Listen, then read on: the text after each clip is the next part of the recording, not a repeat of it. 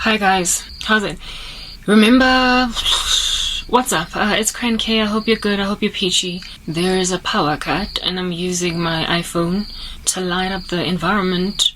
And there's a light behind there that will likely also just go dim. So I don't know what I'm gonna have left because my iPhone is on 1%. Let's just hope for the best. Remember I told you guys that the South African government, when I was walking outside, I was telling you guys that the South African government is a black government, but it is strangely racist. It's like an Uncle Tom against black people. And that wherever there are some white people in the neighborhood, they do things that are better. That suburbia does not have nearly as many power cuts as like black only areas or Indian only, whatever, you get my point. Well, my sister lives in Morningside, Johannesburg, which is a rich neighborhood. It's a Lani joint in the northern suburbs of this city. And she just got off the phone. Well, I was in the house and my mom was talking with her and my mom was lamenting about the current power cut that we are experiencing right now. Yes, my hair is all over the show. She was talking about the current power cut that we're experiencing. And my sister was like, oh my goodness, like I literally cannot for the life of me relate with all of you guys. I'm so sorry that y'all are going through so much. But I don't really know any such issue or horror. In my side of town, we don't really get power cuts. They don't happen for like days on end, and even if it does happen, it's literally for just like 45 minutes to an hour. It's almost as if it's like a glitch. They realize they've made a mistake and then they like correct it. She lives in Morningside. And then she went on to say, she was on speakerphone with my mom. She then went on to say, well, I think it maybe be in the interest of like national security, because there's quite a lot of high profile government ANC people living in my suburb. So that would be like the leading party of this country. Yeah, there are quite a lot of high profile, like random corrupt fools. She didn't say it that way. I'm paraphrasing using my incredible bias.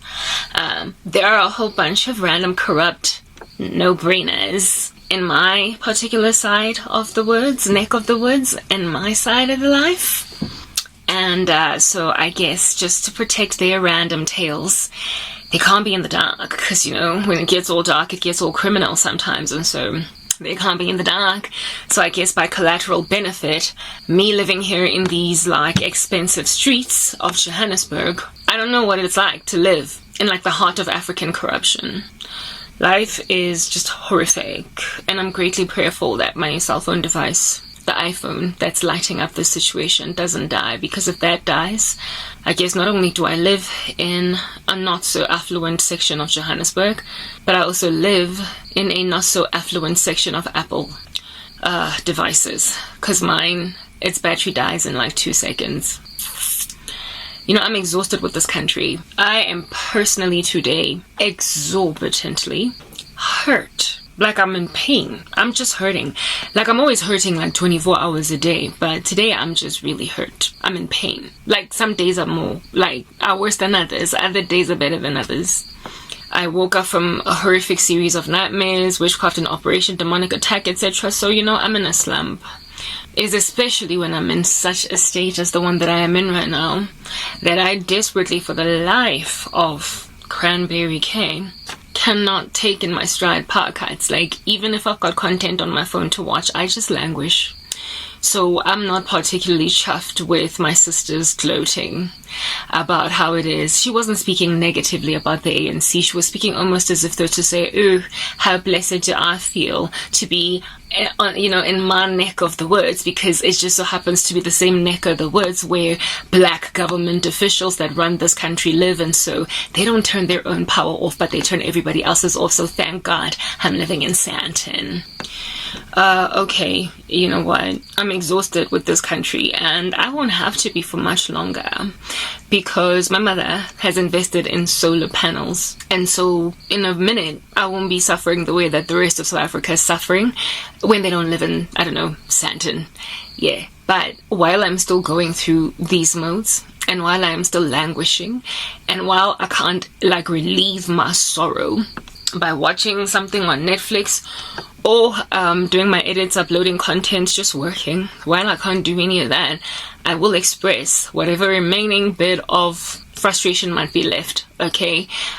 Sorrow on behalf of the South African population, and just make it clear that this country is rubbish, literally from the toe up, not because of its citizens, but because of a few meager mortals. Literally, I could count them on my one hand, that have decided that national funding is going to be invested in their mansions in Sandton, where there will be no power cuts. And so there being no power cuts in Sandton also kind of make it strangely clear that it's not that infrastructure or buildings or brick and mortar power plants aren't working. No, that's not the issue. It's that they are conveniently not working everywhere else in the country except where we are at.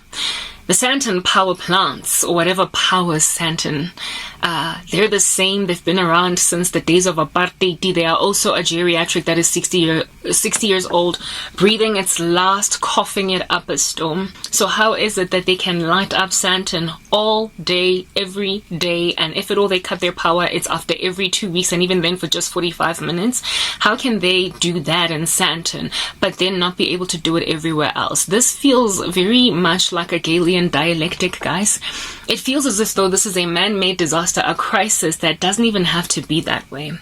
I have a strange feeling within, hence why they're not even entertaining the prospect of taking on board wind and solar power through the councillors that they're getting, the very many of them that are making this recommendation, because they just very simply don't want to. I might be sounding conspiratorial, but I am literally a member of a family who knows someone in the family that does not know the sorrow that I am in, and she's not in a different province. She's living in Gauteng province, also within the same city. It's Johannesburg.